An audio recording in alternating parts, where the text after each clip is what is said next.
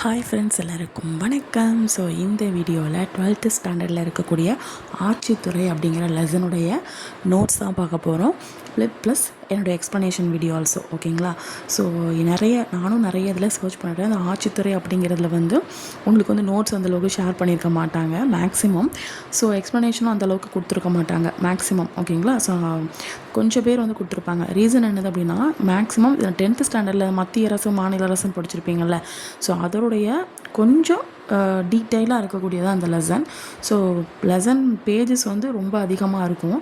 ஆனால் உள்ளே இருக்கக்கூடிய கண்டென்ட் அதோட இருக்கக்கூடிய எல்லாமே 10th ஸ்டாண்டர்டில் நீங்கள் என்ன படிச்சிங்களோ அதே தான் இருக்கும். ஆனால் கொஞ்சம் டீட்டெயிலாக இருக்கும். ஓகேங்களா? ஸோ ஸ்டார்ட் பண்ணிடலாம். 12th standard ஆட்சித்துறை. ஸோ முன்னுரை கொடுத்துருப்பாங்க. என்னது அப்படின்னா, நம்மளுடைய இந்தியா இறையாண்மை, சமதர்ம, மதச்சார்பற்ற மக்களாட்சி குடியரசு. இது எல்லாருக்குமே தெரிஞ்ச ஒரு விஷயம் இல்லைங்களா? ஸோ இறையாண்மை மிக்க, சமதர்ம, மதச்சார்பற்ற மக்களாட்சி குடியரசு. ஓகேங்களா? ஸோ அதுக்கப்புறம் குடியரசுத் தலைவர் அப்படின்னு சொல்லி பார்த்தீங்கன்னா, தேசிய அரசின் எல்லா அரசமைப்பு துறைகளுக்கும் எல்லா அரசமைப்பு துறைகளுடைய தலைவராக இருப்பார். ஓகேங்களா? தேசிய அரசில் இருக்கக்கூடிய எல்லா அரசமைப்பு துறைகளுடைய தலைவராக இருந்திருப்பார்.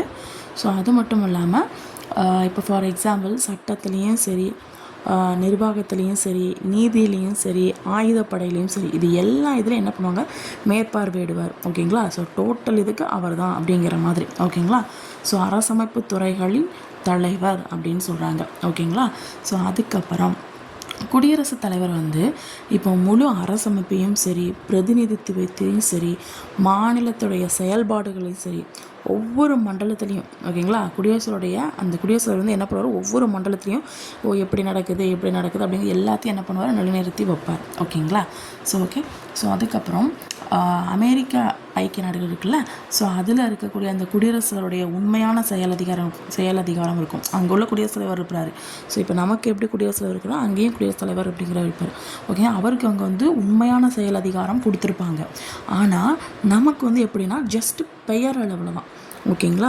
ஸோ உண்மையான தலைவராக இருக்கிறது யார், உங்களுக்கு பிரைம் மினிஸ்டராக இருப்பார். ஓகேங்களா?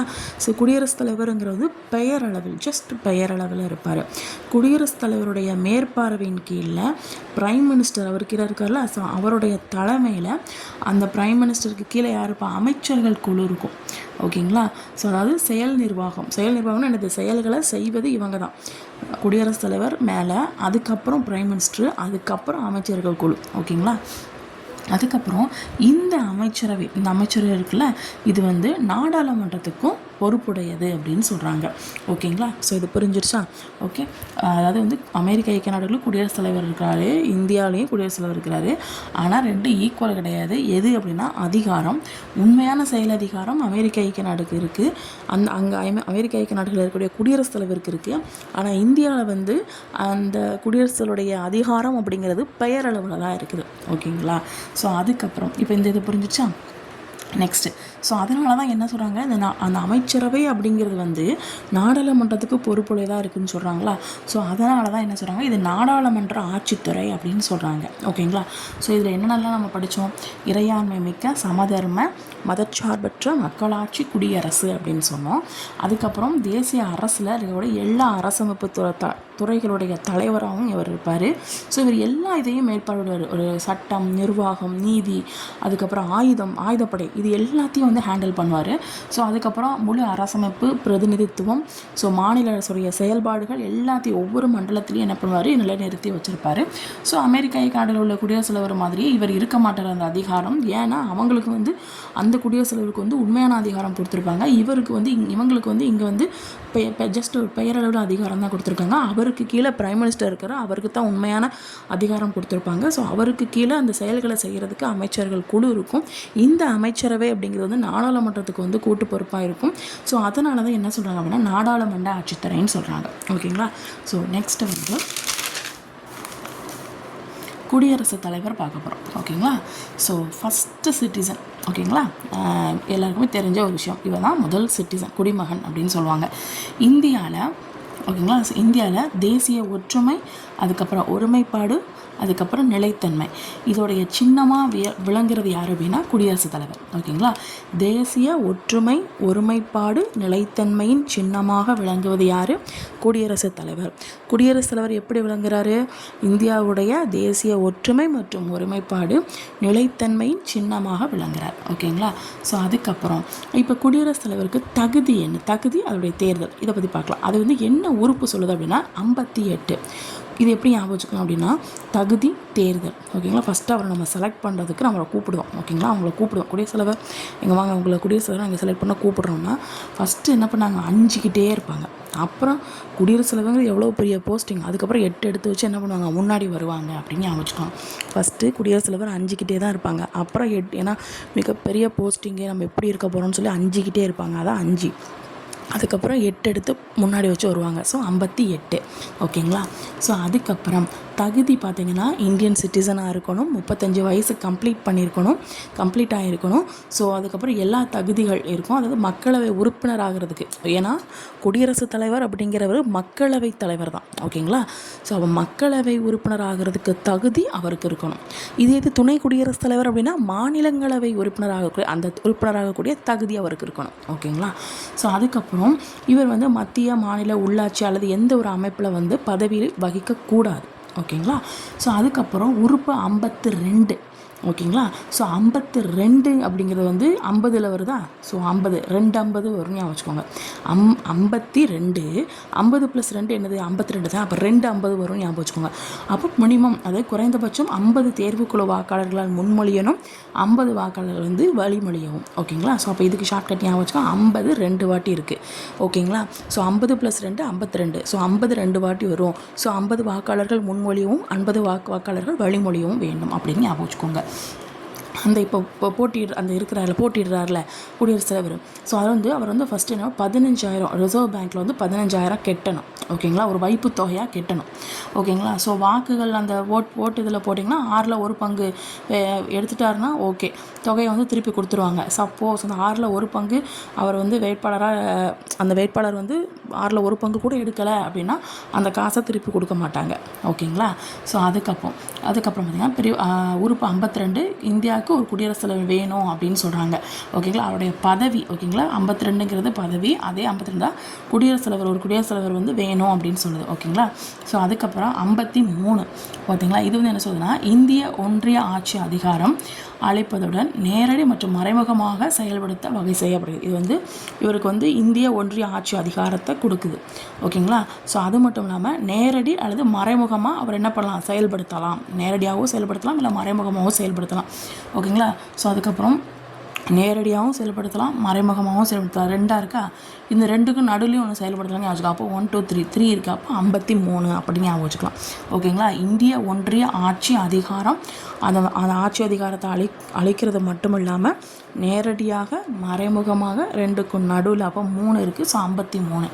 ஓகேங்களா, ஸோ அதுக்கப்புறம் இது பார்த்தாச்சுல 6ல் 1 பங்கு வந்து அந்த ஓட்டு வாங்கியிருக்கணும், இல்லை அப்படின்னா அந்த காசை திருப்பி கொடுத்துடணும்.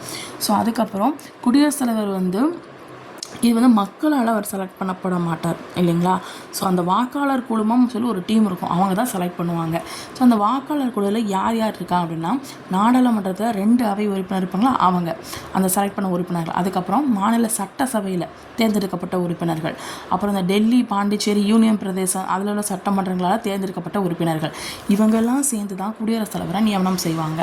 ஸோ அதுக்கப்புறம் ஒற்றை மாற்று வாக்கெடுப்பு அல்லது ரகசிய வாக்கெடுப்பு மூலமாக தான் அந்த பிரதிநிதித்துவ பேஸ் பண்ணி தான் இவரை வந்து செலக்ட் பண்ணுவாங்க. நெக்ஸ்ட், அதாவது தேர்தல். இப்போ பார்த்தீங்கன்னா தேர்தலில் வாக்களிக்கப்பட்ட டோட்டல் வாக்கு எத்தனை? ஓகேங்களா, பை தேர்வு செய்யப்பட வேண்டிய வேட்பாளர் எண்ணிக்கை +1. இது மூலமாக தான் என்ன பண்ணுறாங்க, எலெக்ஷன் வந்து நடக்குது அப்படின்னு சொல்கிறாங்க. ஸோ முதல் விருப்ப வாக்கு, அதாவது வந்து ஃபஸ்ட்டு வந்து ஒரு ஓட்டு போட சொல்கிறாங்க. ஒரு நிறைய பேர் இருக்காங்கன்னு வச்சுக்கோங்க, ஓட்டு போட சொல்கிறாங்க. அதில் கம்மியாக இருக்கிறவங்கள ஃபஸ்ட்டு என்ன பண்ணுவாங்க, விலக்கி விட்டுருவாங்க. அந்த கம்மியாக வாங்குறவங்க வந்து ஒரு 5 ஓட்டு வாங்கியிருக்காங்கன்னு வச்சுக்கோங்க. அந்த 5 ஓட்டை யார் கொடுக்க நினைக்கிறாரோ அவருக்கு அந்த 5 ஓட்டை கொடுத்துருவாங்க. ஓகேங்களா, ஸோ மறுபடியும் 2வது வாட்டி ஒரு ஓட்டு விருப்ப ஓட்டு வைப்பாங்க. ஸோ அதில் வந்து யார் முன்னணியாக இருக்காங்களோ, அந்த யார் கம்மியாக இருக்காங்களோ அவங்கள விலக்கி விட்டுட்டு முன்னாடி இருக்கவங்கள அப்படியே வச்சுருப்பாங்க. ஸோ அப்புறம் கம்மியாக இருக்கவங்க எல்லாத்தையும் அப்படியே விலக்கி விட்டுட்டு யார் ஃபஸ்ட்டு அதுக்குன்னு ஒரு இது கொடுத்துருப்பாங்களே, இத்தனை வாக்காளர் எடுத்துருக்கணும் அப்படின்னு சொல்லுவாங்களே. ஸோ அது வரைக்கும் என்ன பண்ணுவாங்க, இந்த இது வந்து என்ன ஆகும், கண்டினியூ ஆகிட்டே இருக்கும். கடைசியில் ஒருத்தர் வருவார்ல, அவரை தான் செலக்ட் பண்ணுவாங்க. ஸோ அதுக்கப்புறம் பதவி பிரமாணம் பார்த்திங்க அப்படின்னா இந்தியாவுடைய தலைமை நீதிபதி, ஓகேங்களா. ஸோ அவர் வந்து பதவி பிரமாணம் செஞ்சு வைக்கிறார், ஓகேங்களா. ஸோ சப்போஸ் அந்த தலைமை நீதிபதி அப்படிங்கிற ஒருத்தர் வரலை அப்படின்னா உச்சநீதிமன்றத்தில் மூத்த தளபதி இருப்பாங்கள்ல, ஸோ மூத்த தளபதி இல்லை மூத்த நீதிபதி இருப்பாங்கள்ல, ஸோ அவங்க வந்து என்ன பண்ணுவாங்க, பதவி பிரமாணம் பண்ணி வைப்பாங்க, ஓகேங்களா. ஒன்று தலைமை நீதிபதி வரலை அப்படின்னா சப்போஸ் அது ஏதோ ஒரு காரணங்களால் அப்புறம் தவிர்க்க முடியாத காரணங்களால் வரலை அப்படின்னா அந்த இடத்துல யார் வந்து குடியரசுத் தலைவர் வந்து பதவி பிரமாணம் செஞ்சு வைப்பார் அப்படின்னா உச்சநீதிமன்றம் தான் இருக்கிறதே ஹை லெவல் கோர்ட்டு, ஓகேங்களா. ஸோ அங்கே இருக்கக்கூடிய மூத்த நீதிபதி வந்து என்ன பண்ணியிருப்பார், பதவி பிரமாணம் பண்ணி வைப்பார். ஸோ வசதி சலுகை இதில் பார்த்திங்க அப்படின்னா அவருக்கு என்னென்னலாம் கொடுக்குறாங்க அப்படின்னா அதிகாரப்பூர்வமாக ஒரு வீடு கொடுத்துருவாங்க. ஸோ அதாவது ராஷ்டிரபதி பவன் சொல்லுவாங்கள்ல, ஸோ அது டெல்லியில் எந்த ஒரு ரெண்ட்டு எதுவும் கொடுக்கணும் அவசியம் கிடையாது. ஊதியம், படி, தனி உரிமை எல்லாமே அவர் கொடுத்துருவாங்க. ஸோ அதுக்கப்புறம் அதிகாரப்பூர்வ நடவடிக்கைகளுக்கு, நீதிமன்ற நடவடிக்கைகள் எல்லாத்துக்கும் ஒரு தனிப்பட்ட விலக்கு வந்து அவர் கொடுத்துருப்பாங்க, ஓகேங்களா. ஸோ ஏதாவது இப்போ வந்து அவசர நிலை பிரகடனம், அவசர நிலை பண்ணணும் அப்படின்னா அவருக்கு அந்த உரிமை உண்டு. டக்குன்னு என்ன பண்ணலாம், செயல்படுத்தலாம். இதை போய் ஒவ்வொருத்தட்ட கேட்கணும்னு அவசியமும் கிடையாது, ஓகேங்களா. ஸோ அதுக்கப்புறம் பதவி காலத்தின் போது சப்போஸ் குற்றவியல் நடவடிக்கையில் ஏதாவது ஈடுபட்டார்னா அதுலேருந்து அவருக்கு என்ன பண்ணும், விலக்கு அளிக்கப்படும். அது விசாரணை செஞ்சு விலக்கு அளிக்கப்படும், ஓகேங்களா. ஸோ பதவி காலம் சொல்லி பார்த்தீங்க அப்படின்னா அவர் என்றைக்கு அந்த ஆஃபீஸில் உள்ள என்ட்ரானாரோ அந்த டேட்லேருந்து 5 years வரைக்கும், ஓகேங்களா. ஸோ உறுப்பு வந்து பார்த்திங்கன்னா 56 சொல்லுது, ஓகேங்களா. ஸோ அப்போ 5 வருஷம் பதவியை 5 6, ஓகேங்களா. 5க்கு அப்புறம் என்னது 6, அப்போ 5 வருஷம் பதவியை பற்றி 5 6 அப்படிங்கிறது சொல்லுது, ஓகேங்களா. 5 வருஷம் பதவியை 5 6 அப்படி சொல்லுது, ஓகேங்களா. அப்படி ஞாபகம் வச்சுக்கோங்க. ஸோ அதுக்கப்புறம் பதவி விலகல் கடிதத்தை யார்கிட்ட கொடுக்கணும், இவருக்கு அடுத்த நிலையில் இருக்கக்கூடிய துணை குடியரசுத் தலைவர்கிட்ட கொடுக்கணும், ஓகேங்களா. ஸோ அதுக்கப்புறம் இப்போ வந்து குடியரசுத் தலைவர் இருக்கிறாரு, அவரை வந்து பதவி நீக்கம் பண்ணுறோன்னு வச்சுக்கோங்க. எதன் மூலமாக பதவி நீக்கம் செய்யலாம்னா, ஒன்று கண்டன தீர்மானம் நிறைவேற்றுறதன் மூலமாக, இல்லை அந்த குற்றம் அவர் மேலே யாராவது சாற்றப்பட்டுச்சு இருந்துச்சுன்னா அவர் என்ன பண்ணலாம், பதவி நீக்கம் செய்யலாம், ஓகேங்களா. ஸோ அப்போ வந்து இப்போ பதவி நீக்கம் அப்படின்னா 61 இது எப்படி வச்சுக்கலாம், 6வது ஒருத்தர் வந்து குடியரசுத் தலைவரை பதவி நீக்கம் பண்ணீங்க, அவ்வளோதான். அப்போ 6வது ஒருத்தர் அப்படின்னு ஞாபகம் வச்சுக்கோங்க. ஸோ நாடாளுமன்றத்தில் எந்த ஒரு அவைனாலும் இருந்தாலும் ஓகேங்களா. அதில் வந்து 4ல் ஒரு பகுதியினர் என்ன பண்ணணும், சைன் பண்ணியிருக்கணும். ஓகே, தீர்மானத்துக்கு ரெடி, இவரை வந்து பதவி நீக்கம் பண்ணுறதுக்கு தீர்மானத்துக்கு ரெடின்னு என்ன பண்ணணும், ஒரு தீர்மானம் மாதிரி சைன் பண்ணணும், ஓகேங்களா. ஸோ அதுக்கப்புறம் அவர் என்ன பண்ணுவாங்க, குற்றச்சாட்டில் எல்லாத்தையும் முன் வச்சுருப்பாங்க. இந்த இவர் வந்து இப்படி ஒரு பயங்கரமான ஒரு விஷயத்தில் வந்து கிரிமினல் இதில் வந்து இது பண்ணியிருக்காரு அப்படின்னு சொல்லி என்ன குற்றச்சாட்டை முன் வைப்பாங்க. 14 நாளுக்கு முன்னாடியே அறிவிப்பு சொல்லியிருக்கணும், ஓகேங்களா. ஸோ இப்போ தீர்மானங்கள்லாம் விவாதங்கள்லாம் நடக்கும். ஸோ உறுப்பினர்கள் எல்லோரும் வந்து உட்காந்துருப்பாங்க. அவரோட மொத்த எண்ணிக்கையில் 3/2 பங்குக்கு, ஓகேங்களா, 3/2 பங்கு குறையாத பெரும்பான்மையாக இருக்கணும். அப்படி இருந்துச்சு அப்படின்னா அவர் என்ன பண்ணுவோம், இன்னொரு அவையால் என்ன பண்ணுவாங்க, விசாரணை பண்ணுவாங்க. ஸோ விசாரணை பண்ணதுக்கு அப்புறமா அந்த டைமில் வந்து 3/2 பங்கு பெரும்பான்மை வந்து ஒப்புதல் கிடச்சின்னு வச்சுக்கோங்க. ஓகே, 3/2 பங்கு இவர் வேண்டாம் அப்படின்னு சொல்லிட்டாங்கன்னா அவர் மேலே இருக்கக்கூடிய அந்த கிரிமினல் கேஸு வந்து கன்ஃபார்ம் ஆகிடுச்சு அப்படின்னு சொல்லி சொன்னாங்கன்னா என்ன பண்ணுவாங்க, குடியரசுத் தலைவரை பதவி நீக்கம் பண்ணிடுவாங்க. இப்போ வந்து புதுசாக ஒரு குடியரசுத் தலைவர் வரணும் அப்படின்னா 6 month வரைக்கும் யார் பார்ப்பா அப்படின்னா துணை குடியரசுத் தலைவர் தான் அந்த ஒர்க்கை வந்து பார்ப்பார். இப்போ குடியரசுத் தலைவர் இருக்கிறாருன்னு சப்போஸ் அவர் இப்போ 5 வருஷம் முடிஞ்சிட்டுன்னு வச்சுக்கோங்க, இல்லை பதவி ஏதாவது விலகிட்டான்னு வச்சுக்கோங்க, அதாவது பதவி நீக்கம் பண்ணிட்டாங்கன்னு வச்சுக்கோங்க, அவர் இறந்துட்டாலோ இல்லை தகுதி இழப்பு பண்ணிட்டாலோ இல்லை அவர் எலெக்ஷன் பண்ணும்போது தவறான சில விஷயங்களை ஈடுபட்டு எலெக்ஷனில் வந்தாலோ அந்த எலெக்ஷன் செல்லாதபடி ஆகிட்டுன்னு வச்சுக்கோங்க. இந்த மாதிரி காரணத்தில் குடியரசுத் தலைவர் போயிட்டாருன்னா அவருக்கு அடுத்த 6 மாதம் துணை குடியரசுத் தலைவர் அந்த பதவியை செஞ்சுட்ருப்பார், ஓகேங்களா. ஸோ அதுக்கப்புறம் இவருடைய பணிகள் என்னென்னு சொல்லி பார்க்கலாம். நான் இவ்வளோ இது சொன்னாலும் இதை வந்து நீங்கள் ஜஸ்ட்டு ஸ்டோரியாக ஞாபகம் வச்சுக்கிட்டாலே போதும், ஓகேங்களா. நான் இதுக்கு முன்னாடி போட்டது மறுபடியும் ரிவைண்ட் பண்ணி பாருங்கள். ஸோ நெக்ஸ்ட் பணின்னு சொல்லி பார்த்தீங்க அப்படின்னா நாடாளுமன்றத்தில் கூட்டத்தை கூட்டுறதுக்கும் உரையாற்றுறதுக்கும் ஒத்தி வைக்கிறதுக்கும் இவருக்கு அந்த பணி உண்டு, ஓகேங்களா. ஸோ அதுக்கப்புறம் 12 உறுப்பினர்கள் மாநிலங்களவையும் 2 உறுப்பினர்கள் ஆங்கிலோ இந்தியன்ஸ் மக்களவையிலையும் செலக்ட் பண்ணி வைப்பார் குடியரசுத் தலைவர். ஸோ அதுக்கப்புறம் இந்த நிதிசாரா முன்வரைவு இருக்குல்ல, அதை எல்லாத்தையும் என்ன பண்ண ரிட்டர்ன் செய்கிறதுக்கோ இல்லை மறுபரிசீலனை செய்கிறதுக்கோ இவருக்கு அந்த அதிகாரம் உண்டு, ஓகேங்களா. ஸோ ஈரவையும் கூட்டிகிட்டு அதுக்கப்புறம் அவசர சட்டம் ஏதாச்சும் பிறப்பிக்கணும் அப்படின்னா பிறப்பிக்கலாம், ஓகேங்களா. அதுக்கப்புறம் மாநில சட்டம், இப்போ மாநிலத்திலேருந்து சட்டங்கள் முன்வரைவு செஞ்சு சட்டங்கள்லாம் ஏற்றி இது பண்ணுவாங்கல்ல. சப்போஸ் அந்த குடியரசுத் தலைவருக்கு அது இது வேண்டாம், இது தேவையில்லாதது அப்படின்னு நினச்சான்னா என்ன பண்ணலாம், ரத்து செய்யறதுக்கு உரிமை இவருக்கு இருக்குது. ஸோ நெக்ஸ்ட்டு அமைச்சர்களுக்கு இவர் தான் என்ன பண்ணுவார், பதவி பிரமாணம் பண்ணி வைப்பார். அதாவது பிரைம் மினிஸ்டருக்கு கீழே இருக்கிற அமைச்சர்களுக்கு. ஸோ அதை கலைக்கிற அதிகாரம் இவருக்கு இருக்குது, ஓகேங்களா. ஸோ சப்போஸ் மக்களவைக்கு தான் குடியரசுத் தலைவர் அவருடைய ஆதரவு இழந்துட்டுன்னு வச்சுக்கோங்க. ஸோ அப்போது அந்த உறுப்பினர்களை நியமிக்கிறதுக்கு நீதித்துறை, அதுக்கப்புறம் பார்த்திங்கன்னா உறுப்பினர்களை நியமிக்கிறதுக்கு நீதித்துறை, அதுக்கப்புறம் ஆயுதப்படை, அப்புறம் தூதரக குழு உறுப்பினர், இது எல்லாத்தையும் என்ன பண்ணுவார், இந்த எல்லா உறுப்பினர்களும் என்ன பண்ணுவார், இவர் தான் நியமிப்பார். ஓகேங்களா. சப்போஸ் மக்களவையில் ஆதரவு இழந்துட்டாங்கன்னு வச்சுக்கோங்க, அதை கலைக்கக்கூடிய அதிகாரம் வந்து இவருக்கு இருக்குது. ஸோ அதுக்கப்புறம் பார்த்திங்கன்னா நெருக்கடி காலத்தில் எல்லையற்ற அதிகாரம் வந்து அவருக்கு இருக்கும். இப்போ ஏதாவது ரொம்ப நம்மளுடைய இப்போ நாட்டுக்கு ஏதாவது ஒரு பயங்கரமான ஒரு சூழல் ஏற்பட்டுச்சு, வெளிநாட்டில் எல்லாரும் ஆக்கிரமிப்பு செய்கிறாங்க, இந்த மாதிரி ஏதாவது ஒரு பயங்கரமான சூழல் ஏற்படுச்சுன்னா டக்குன்னு முடிவெடுக்கிற அதிகாரம் குடியரசுத் தலைவருக்கு இருக்குது. என்ன அதிகாரம்னாலும் அவர்கிட்ட எந்த அதிகாரத்தையும் அவர் வந்து ஹேண்டில் பண்ணலாம். ஸோ எடுத்து அது இது பண்ணி நடத்தலாம். ஓகேங்களா. ஸோ எந்த சட்டத்தையும் ஆனால் டெம்பரரியாக தான், பெர்மனண்ட்டாக இருக்கக்கூடாது. இப்போ டெம்பரரியாக என்ன பண்ணலாம், அதை முடக்கி வைக்கலாம். ஓகேங்களா. ஸோ மரண தண்டனையை ஆயுள் தண்டனையாக குறைக்கலாம், அவருக்கு அந்த ரைட்ஸ் இருக்குது.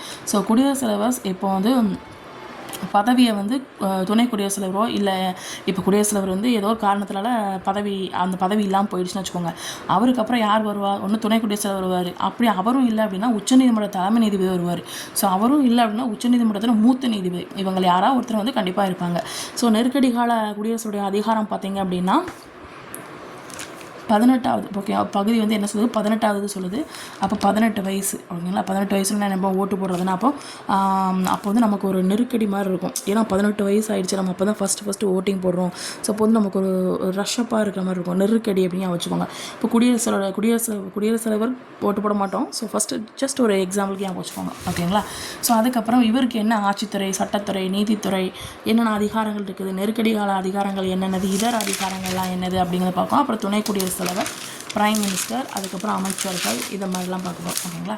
ஸோ அதுக்கப்புறம் இப்போ வந்து ஆட்சித்துறை பார்க்க போகிறோம். ஸோ சட்டத்துறை பார்க்க போகிறோம்.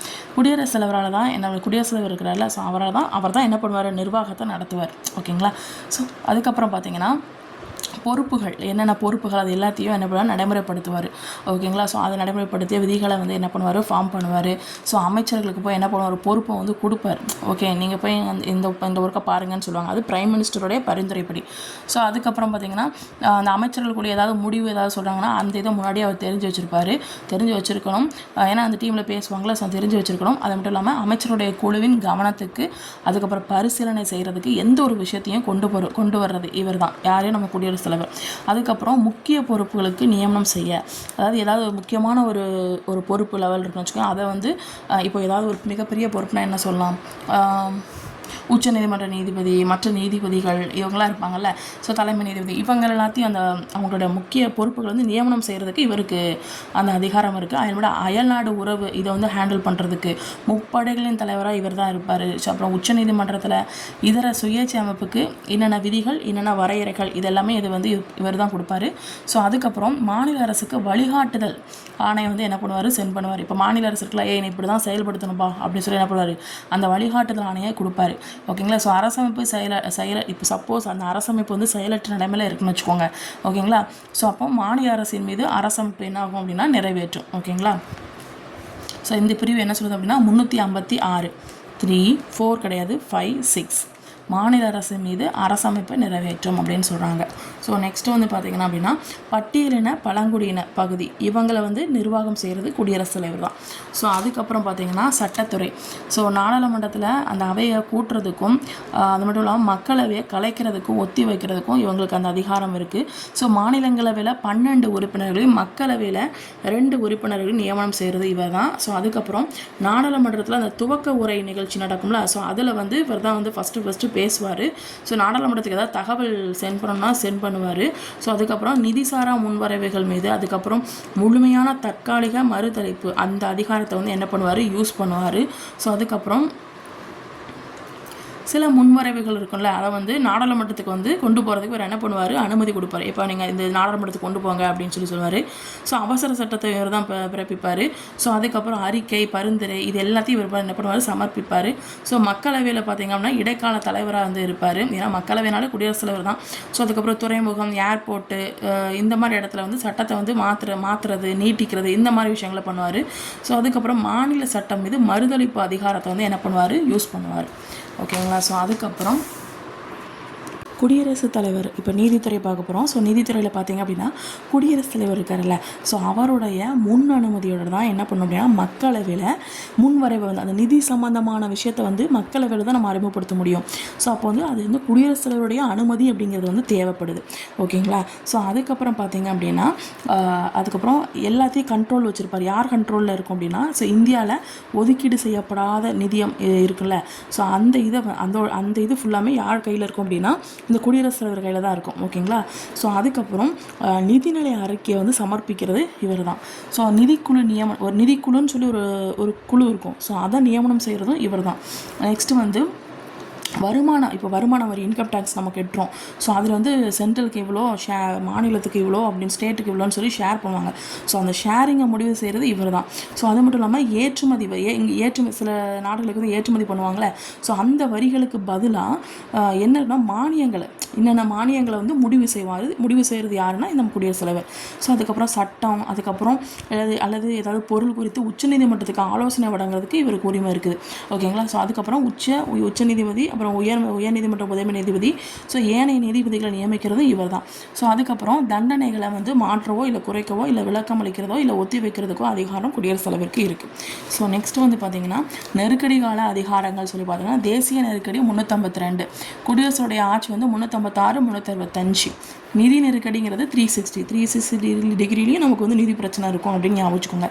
தேசிய வந்து 352. ஓகேங்களா? ஸோ இது கொஞ்சம் டீட்டெயிலாக கொடுத்துருப்பாங்க. 352 தேசிய அளவு நெருக்கடி, அதாவது ஒரு போரோ இல்லை வெளியிலேருந்து எதாவது ஆக்கிரமிப்பு பண்ணாங்களோ இல்லை ஏதாவது கலகம் நடந்துச்சோ ஏதாவது அச்சுறுத்தல் நடந்துச்சோ நம்மளுடைய குடியரசுத் தலைவர் என்ன பண்ணுவார், 352 விதியை வந்து போட்டுருவார். ஸோ 356 பார்த்தீங்க அப்படின்னா மாநில அரசு சப்போஸ் நிர்வாகம் வந்து செயலிழந்து போச்சுன்னு வச்சுக்கோங்க, அந்த இதை பற்றி சொல்லுது எதுனா 356 பற்றி சொல்லுது. ஓகேங்களா? ஸோ அதுக்கப்புறம் 363 இது என்ன சொல்லுது அப்படின்னா அரசமைப்பு விதிக்கு, இப்போது மாநிலமோ இல்லை தேசியமோ ஏதோ ஒன்று எடுத்துக்கோங்க, அது வந்து என்னென்னா அந்த நம்ம அரசமைப்பு விதிகள் இருக்கலாம் அதுக்கு வந்து இணங்க மறுக்குதுன்னு வச்சுக்கோங்க. ஸோ அதுக்கு என்னென்னலாம் அவங்க இப்போ ஏதோ ஒரு மாநிலம்னு வச்சுக்கோங்க, அந்த மாநிலம் வந்து என்ன பண்ணுது, நான்லாம் அரசமைப்பு விதியை ஃபாலோ பண்ண முடியாது, என் நாட்டில் உள்ள மக்கள்லாம் என்னோட நாட்டில் என்னோட ஸ்டேட் மக்களுக்குலாம் அதில் வந்து இது பண்ண மாட்டேன் அப்படின்னு சொன்னார்னா அவரை வந்து அந்த விதியை வந்து ஃபாலோ பண்ண வைக்கக்கூடிய இது வந்து யார்கிட்ட இருக்குன்னா குடியரசுத் தலைவருக்கு இருக்குது. ஸோ அது மட்டும் 360 அப்படின்னா அவங்களுக்கு வந்து நிதி. ஓகேங்களா? ஸோ நிதியில் நிலையற்ற தன்மை, வருவாய் அச்சுறுத்தல், இந்த மாதிரி காலத்தில் இந்த 360 அப்படிங்கிறத யூஸ் பண்ணுவாங்க. ஓகேங்களா? ஸோ இதர அதிகாரங்கள் பார்த்தீங்க அப்படின்னா இப்போ மக்களுக்கு சட்டத்தை பற்றி சரி சொல்கிறதுக்கு, அப்புறம் உச்சநீதிமன்ற கருத்தை கோர்றது, இது எல்லாமே வந்து அவருடைய அதிகாரமாக இருக்குது. ஸோ அதுக்கப்புறம் இப்போ உயர்நீதிமன்ற நீதிபதி இருக்கார்ல, ஸோ அவருடைய எண்ணிக்கை வந்து இவ்வளோ இருந்தால் போதும் அப்படிங்கிறத முடிவு பண்ணுறது இவர் தான். ஸோ அதுக்கப்புறம் இந்த ஒன்றிய அரசு பணியாளர் தேர்வாணைய அமைப்பு, அதுக்கு அவங்களுக்கான விதிகளை வந்து உருவாக்குறது, இது எல்லாமே இவர் தான். ஸோ அதுக்கப்புறம் ஆட்சி மொழி குழு, அதாவது இப்போ ஹிந்தி இருக்குல்ல, ஸோ அப்போ இந்த ஹிந்தி மொழி பயன்பாட்டை இன்னும் கொஞ்சம் அதிகரிக்கணும், ஏன்னா அது வந்து நமக்கு ஆட்சி மொழி. ஸோ அப்போ என்ன அதை வந்து அதிகரிக்கணும், இந்த மாதிரி செய்கிறதுக்கு பரிந்துரை பண்ணலாம். ஸோ அப்போ ஜம்மு காஷ்மீர் இருக்குது, ஜம்மு காஷ்மீருக்கு சிறப்பு அந்தஸ்து, ஓகேங்களா, சிறப்பு அதெல்லாம் கொடுத்துருக்கலாம், அந்த மாதிரி விதிகளை அவங்களுக்கு தனியான விதிகளை வந்து ஃபார்ம் பண்ணுறது. ஸோ அதுக்கப்புறம் இந்த பட்டியலின அப்புறம் பழங்குடியினர்கள் இருக்காங்கள்ல, ஸோ அவங்கள வந்து அவங்களோட பகுதிகளை நிர்வாகம் செய்கிறது, அவங்களுக்கான சிறப்பு சட்டத்தை கொடுக்கறது, இது எல்லாமே குடியரசுடைய அதிகாரமாக இருக்குது. ஸோ நெக்ஸ்ட் வந்து துணை குடியரசுத் தலைவர் பார்க்கலாம். ஸோ பதவி வந்து 63. ஓகேங்களா? ஸோ துணை வந்து 6. இப்போ 6 இருக்குன்னா 6க்கு துணையாக என்ன இருக்குது, 3 இருக்கும். ஓகேங்களா? ஸோ 3 6, அப்போ 6 3. ஓகேங்களா?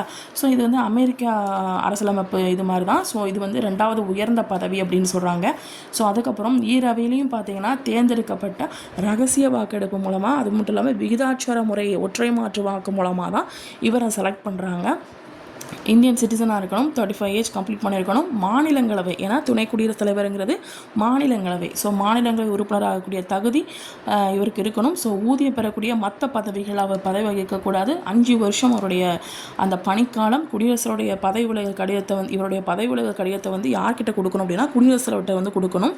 ஸோ அதுக்கப்புறம் மக்களவையில் ஒப்புதல் இருக்கணும், மாநிலங்களவையில் பெரும்பான்மை இருக்கணும். ஏன் அப்படின்னா மாநிலங்களவை தலைவர் தான் துணை குடியரசுத் தலைவர், அப்போ அங்கே பெரும்பான்மை இருந்தால் தான் இவரை பதவி நீக்கம் செய்ய முடியும். ஓகேங்களா? ஸோ அதுக்கப்புறம் 14 டேஸ்க்கு முன்னாடி என்ன பண்ணணும், இந்த அறிவிப்பு வந்து கொடுக்கணும். ஸோ 64 வந்து என்ன சொல்லுதுன்னா 4 அலுவல் மொழி, 4 சொல்லு இல்லைங்க வச்சுக்கோங்க. ஸோ அப்போ துணை குடியரசுடைய மாநிலங்களுடைய அலுவல் வழி தலைவராக இவர் இருக்கிறாரு. ஸோ அப்படின்னு ஞாபகம் வச்சுக்கோங்க. இப்போ 4 ஓகேங்களா? ஸோ அதுக்கப்புறம் பார்த்தீங்கன்னா இப்போ குடியரசுத் தலைவர் வந்து பதவி விலகிட்டாருன்னு வச்சுக்கோங்க. ஸோ அந்த பதவியை யார் செய்வார் அப்படின்னா ஒரு 6 மாதத்துக்கு துணை குடியரசுத் தலைவர் செய்வார். அதுக்குள்ளேயே வேற ஒரு புதிய குடியரசுத் தலைவரை செலக்ட் பண்ணி ஆகணும். ஓகேங்களா. ஸோ மாநிலங்களவை கூட்டம் வந்து நடக்கும். ஸோ அப்புறம் மக்களவையில், அதுக்கப்புறம் சபாநாயகர், இதில் பார்த்தீங்க இப்போ மக்களவை எடுத்துக்கிட்டுன்னு வச்சுக்கோங்க, அங்கே யார் பெருசு? சபாநாயகர். அதாவது பெருசுங்கிறது வேற. மக்களவையில் சபாநாயகர்னா அவருக்கு ஈக்குவலாக யார் இருப்பா அப்படின்னா மாநிலங்களவையில் துணை குடியரசுத் தலைவர் இருப்பார். ஓகேங்களா. ஸோ இப்போ உறுப்பு வந்து 63 to 70 வரைக்கும். ஓகேங்களா. ஸோ 70 ஓகேங்களா. ஒரு வயசான அந்த மாதிரி வச்சுக்கோங்க. 70 இது துணை குடியரசுத் தலைவர் பற்றி சொல்லுது. ஸோ இப்போ பிரைம் மினிஸ்டர், அமைச்சர்கள் கூட இதை பற்றி பார்த்தீங்க அப்படின்னா மார்லே பிரபு ஒன்று சொல்லியிருப்பார். ஸோ பிரைம் மினிஸ்டர் அப்படிங்கிற வந்து அமைச்சர்களில் முதன்மையாக இருக்கிறது அவர் தான். ஏன்னா தலைமை தாங்கிறது அவர் தானே. ஓகேங்களா. ஸோ முதன்மையானவர். அது மட்டும் இல்லாமல் கேபினட் அமைப்புடைய அடிப்படை தூண் அப்படிங்கிறது இவங்க தான்.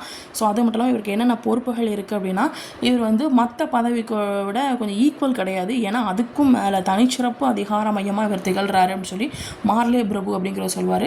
ஸோ ஆட்சித்துறைன்னு சொல்லி பார்த்தீங்க அப்படின்னா பிரைம் மினிஸ்டருடைய தலைமையில் அமைச்சர்களுடன் வந்து நிர்வாக பொறுப்பு வந்து இருக்கும். ஓகேங்களா. So prime minister head first யார்? குடியரசுத் தலைவர், அப்புறம் வந்து பிரைம் மினிஸ்டர், அப்புறம் அமைச்சரவை குழு. அவ்வளோதான். ஓகேங்களா. ஸோ 2 முக்கிய உறுப்பு சொல்கிறாங்க. ஒன்று ஒன்றிய சட்டமன்றம் ஆர் ஒன்றிய நாடாளுமன்றம், இன்னொன்று பார்த்திங்கன்னா ஒன்றிய ஆட்சித்துறை. ஸோ ஒன்றிய ஆட்சித்துறை பார்த்திங்க அப்படின்னா 4, இது வந்து 52 to 78. ஓகேங்களா. ஸோ பிரிட்டிஷ் நாடாளுமன்ற ஆட்சி முறையை வந்து ஃபாலோ பண்ணுதான் சொல்கிறாங்க. ஸோ 75 முக்காவாசி அப்படின்னு வச்சுக்கோங்க. முக்காவாசி பிஎம் வந்து செலக்ட் பண்ணுறாரு குடியரசுத் தலைவர் மூலமாக அப்படிங்க வச்சுக்கோங்க. குடியரசுத் தலைவர் தான் பிஎம் வந்து செலக்ட் பண்ணுவார். ஓகேங்களா. ஸோ மக்களவையில் பெரும்பான்மை கட்சி தலைவராக இருக்கக்கூடிய அந்த பிரைம் மினிஸ்டரை யார் செலக்ட் பண்ணுறா அப்படின்னா குடியரசுத் தலைவர் செலக்ட் பண்ணுறாரு. ஸோ சப்போஸ் பார்த்திங்க அப்படின்னா இப்போ பெரும்பான்மை கட்சி எதுவுமே இல்லை அப்படின்னா குடியரசுத் தலைவர் என்ன பண்ணுவார்? அவர் வந்து ஒரு பிஎம் வந்து பிரைம் மினிஸ்டர் யாராவது ஒருத்தர் வந்து என்ன பண்ணுவார்? செலக்ட் பண்ணுவார்.